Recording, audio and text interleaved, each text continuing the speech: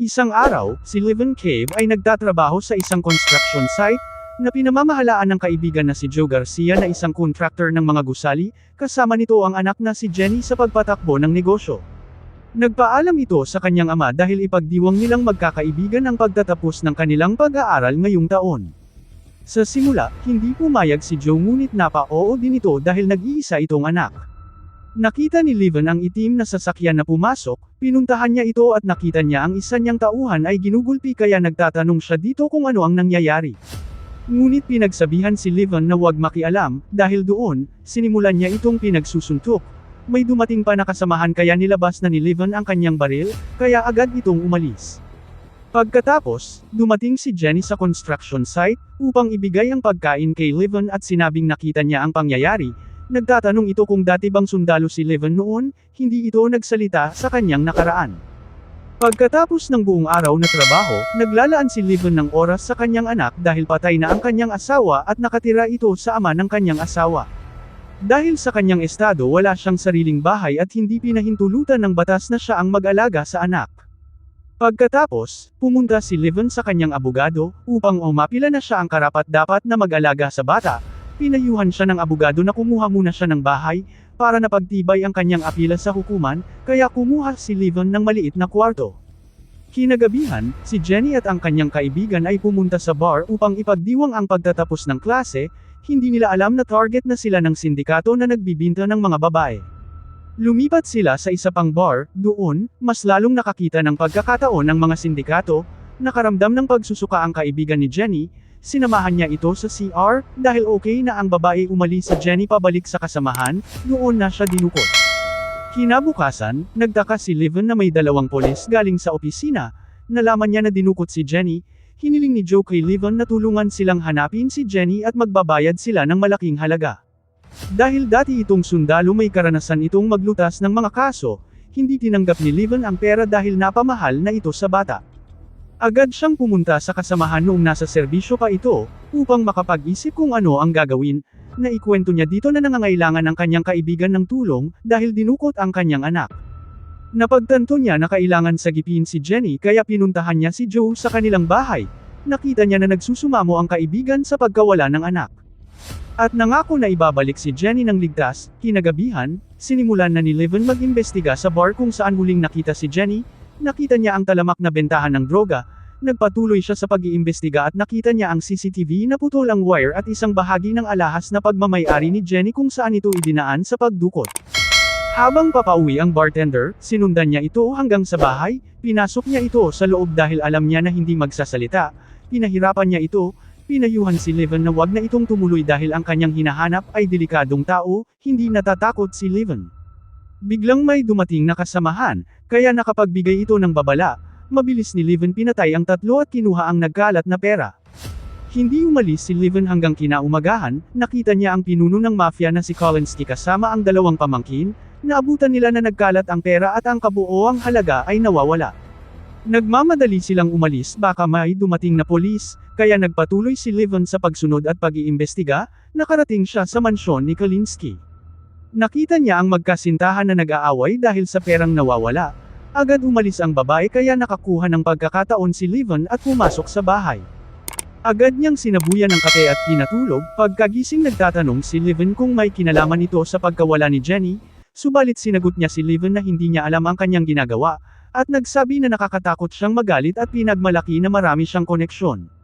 Hindi natakot si Livin, nagsalita ito ng Russian language at sinabi na isang bayaran si Jenny, dahil dito pinutol ni Livin ang tali kaya nahulog ito sa swimming pool. Habang papaalis, tinignan niya ang cellphone ang sinabi ni Kolinsky dito niya nalaman ang pangalan ni Demi.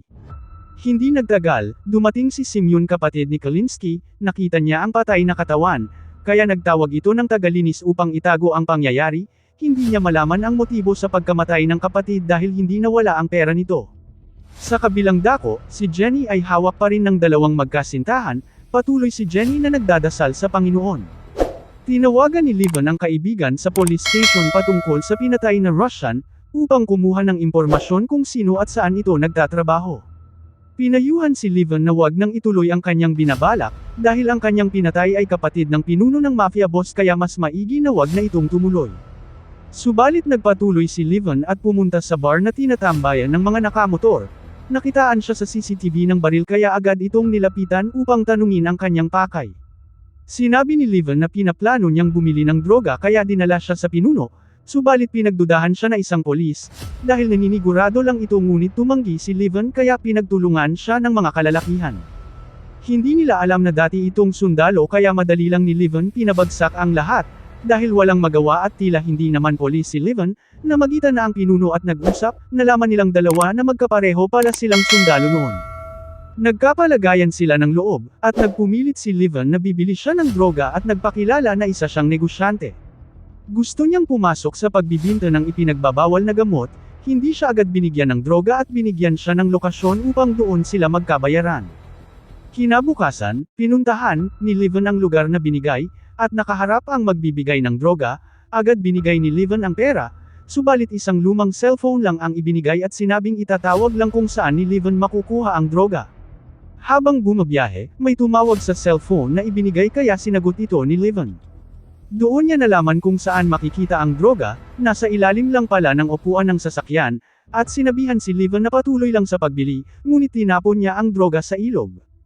Kinagabihan, dinala na si Jenny sa bumili sa kanya, binayaran ang magkasintahan ng malaking halaga, subalit nang laban si Jenny kaya lumabas ang lalaki na duguan. Balik kay Livon, tinawagan siya ng pinuno ng pinagbilhan ng droga, inimbitahan ito para makilala ang pinuno, agad siyang nagtungo sa binigay na lugar. Nakapalibot dito ang mga bantay at agad niyang nakaharap ang pinuno na si Demi. Nagulat si Livon dahil ang hinahanap niya ay nasa harapan niya na, upang makilala si Livon ng lubusan hinangian siya ng identification card. Dahil walang koneksyon sa kapulisan nagpatuloy si Demi at pinaliwanag ang kanilang transaksyon sa droga at binati si Livon at tinanggap sa kanilang organisasyon, tinapon ulit ang droga na kanyang natanggap. Pagkatapos, nagpatuloy si Livon sa pag-iimbestiga, nakita niya ang lalaki sa CCTV na kainahinala, at tinitignan ang nakuha na cellphone, nakita niya ang mensahe na nagpapahiwatig na sila ang dumukot kay Jenny. Upang makita ang lalaki palihim si Livon na nagmamasid sa labas ng bar, subalit nakita siya ng babae kaya agad nagbigay ng babala sa mga kasamahan upang hulihin, dumating ang sasakyan ng magkapatid ngunit mabilis si Livon na nakatakas sakay sa motor. Hindi siya tinantanan at pinaulanan ng bala, kaya bumangga siya sa kasalubong na patrol car, lumabas ang dalawang polis, upang makuha si Livon binayaran nila ito, at sinakay sa van. Gusto ng magkapatid na patayin si Livon bilang paghihiganti sa pagpatay sa kanilang tiyuhin, minaliit nila ang kakayahan ni Livon, kaya naglaban sila sa loob hanggang nag-agawan sila ng baril at tinamaan ang driver, dahil doon bumaliktad ang van sa gilid ng ilog.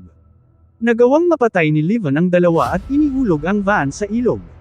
Sa morgue na nakita ng ama ang kanyang anak na patay na at inutos ang agarang paghihiganti sa pumatay.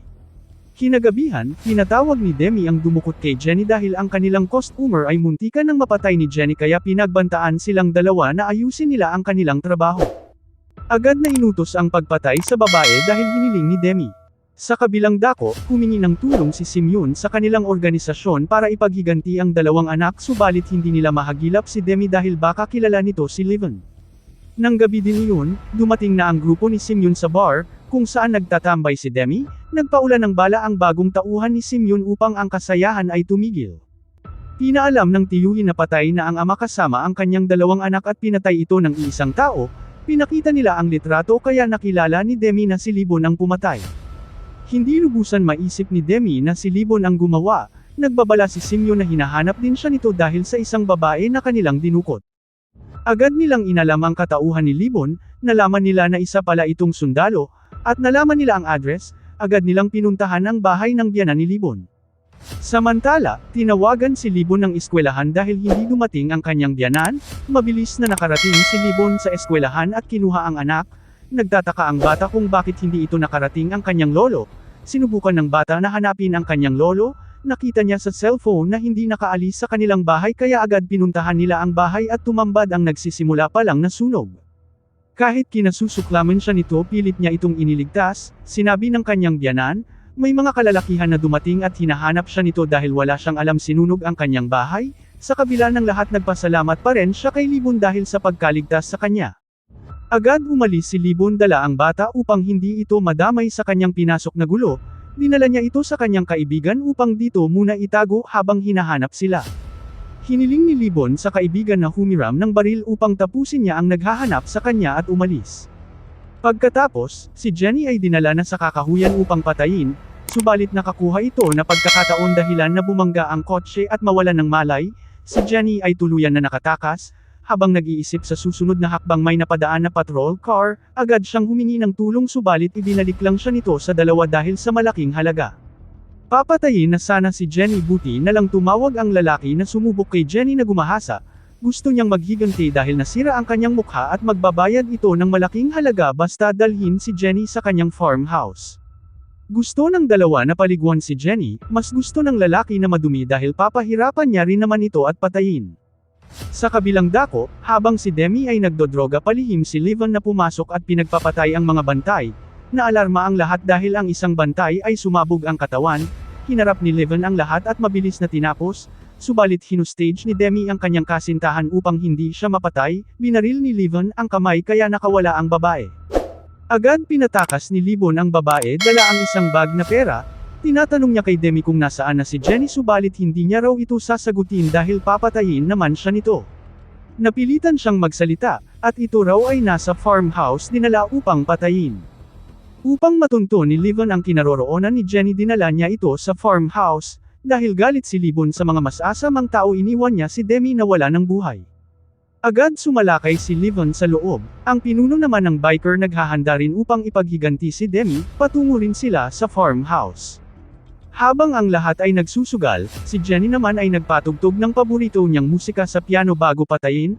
Sinisimulan na ni Livon ang pagsalakay at pinapatay ang lahat na bantay. Kinuha na si Jenny para iharap sa lalaking gustong maghiganti. Paparating naman ang mga bikers sa lugar.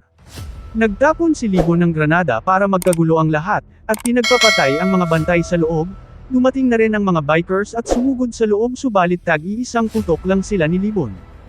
Hanggang nakaharap niya ang lalaki na gustong masubukan ang galing ng ating bida, hindi man lang siya nakatagal at dumating ang pinuno ng mga biker, nagtagisan sila ng galing. Bago magpatayan, tinanong niya kung ano ang pangalan ni Livon. Mabilis lang siyang sinaksak sa dibdib at tinuluyan sa leeg. Sunod na pinuntahan ni Livon si Jenny at nakaharap ang matandang lalaki, sinubukan siyang sindikin nito ngunit binaril siya ni Livon, at sinunod ang dalawa. Hinarap ni Jenny ang babae sa pamamagitan ng pagsakal. Kay Livon naman ang lalaki, binugbog niya ito, kapwa silang napatay. Habang papalabas ang dalawa, dumating naman si Simon at ang dalawang pinakamagagaling na assassin, kasabay ang mga pulis subalit pinaulanan sila ng bala dahilan ng kanilang pagkamatay. Agad pinaulanan sila Livon ng bala, gamit ang baril ni Livon na may kamera, nagawa niyang mapatay ang isa at hinagisan ng granada ang kasama dahilan ng kanyang pagsabog. Habang papalabas si Livon at Jenny, nakita ni Simeon ang dalawa na walang magawa.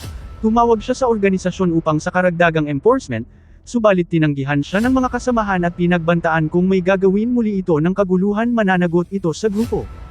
Sa pagtatapos, habang ang lahat na kapamilya ni Jenny ay nagtipon-tipon para sa pagluluksa, hindi nila inasahan na dumating si Jenny na buhay kasama si Livon. Lubusan ang kanilang pasasalamat sa ating bida habang ang lahat ay abala kay Jenny. Umalis si Livon upang puntahan ang kanyang anak para makasama habang buhay. Maraming salamat sa panunood sa aking munting recap. Huwag kalimutan na mag-subscribe sa aking channel, at mag-like, paki-click mo na rin sa notification bell, at mag-iwan ng comment. Maraming salamat po.